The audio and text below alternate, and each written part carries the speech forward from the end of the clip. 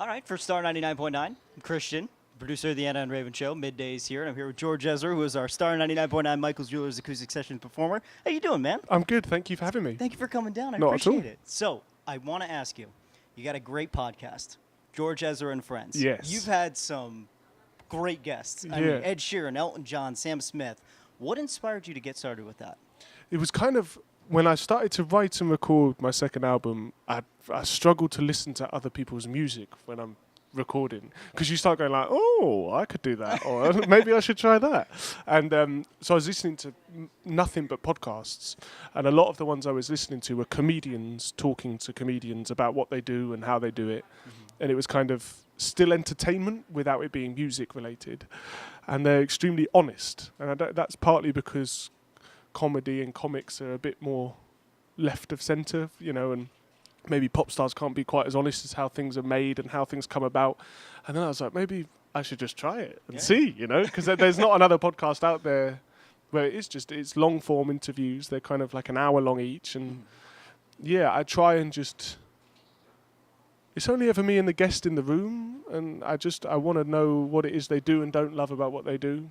And the truth is, you know, anything you do, there'll be bits you prefer to others. And it's interesting. Do you have plans for a second season? I know you did a first season. Yeah, so I'm currently recording it. You have to kind of stockpile. I should say, by the way, if for anyone that hasn't heard them, they're not like hour-long interviews of just moaning. It's not like, oh, isn't it hard? It's so hard isn't it hard around. being a pop star? But it's more just, you know, it's good chat. But yeah, I'm kind of halfway through recording the second series. That's good. Can you give us a sneak peek? Can you let us in on some information? No, I'm going to hold off on that. Hold it close to your chest? Yeah. So what is one song, and it doesn't have to be your own, that's inspired you through like a tough time? Oh, it definitely wouldn't be one of my own. Very honest. Yeah. I don't know. There was a song I loved as a teenager.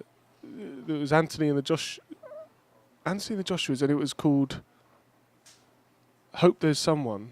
And that sticks out. Anthony and the Johnsons, sorry. I knew that sounded wrong. I was like, Anthony Joshua. It's because they were playing a boxing advert up there. Yeah, it went Conor McGregor and then someone else. Anthony and the Johnsons, I Hope There's Someone. And that was really, I don't know if it's necessarily helped me through a tough time, but it always kind of got me in the feels. That's good, man. Yeah. When you're performing live, is there one song that you have on your set list that's like, okay, every single time I go live, every single time I do a show, I got to play this one. I'll play a bunch of other songs, but this one. The one that is obvious for me is Budapest, and you know, like I just thought I would end every set for the rest of my life with that song, because I always end with the biggest song, right? You know, like that's. But then across Europe and Australia, like we have to end with Shotgun now, which is an amazing thing. It's like I never thought I would end with a different song, but now we are ending with Shotgun, which is brilliant. You know, it's like it's taken me by surprise that we're having that experience again. It's a good song, man. I'll tell thank you you. what. Thank you. It's a bad Cheers. song. Yeah. Well, I could use some work. Yeah, I'm yeah. not going to do that. Well, George, thank you so much. Not I appreciate it, man. Thank you for having me.